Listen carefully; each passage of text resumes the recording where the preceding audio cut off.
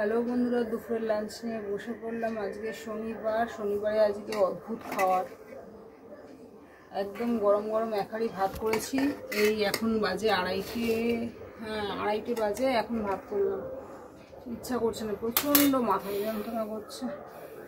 কালকে ছিল মাসুদ বোনের বিয়ে, বোনটা আজকে শ্বশুর বাড়ি চলে যাবে, একটু যাবো কিন্তু যেতে পারছি না, এত মাথাটা যন্ত্রণা করছে। রান্নাবান্নাও করতে ইচ্ছা করছে না, সকালে কিছু টিফিনও সেরকমভাবে করিনি। আজকে দুধ পাউরুটি হয়েছে, আর এই আজকে ভাত আর আলু ভাতে, আর কিচ্ছু না।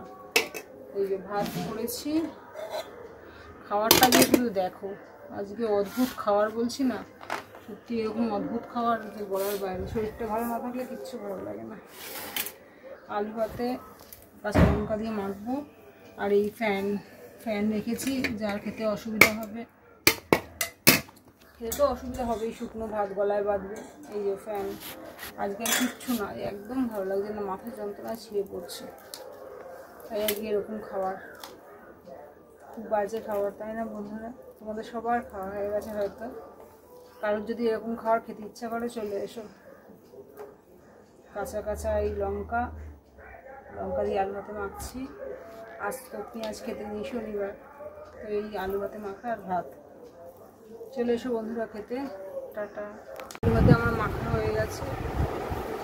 এই যে এক তাল করে আলু ভাতে আর ভাত, আজকে এটাই খাওয়া দুপুরে।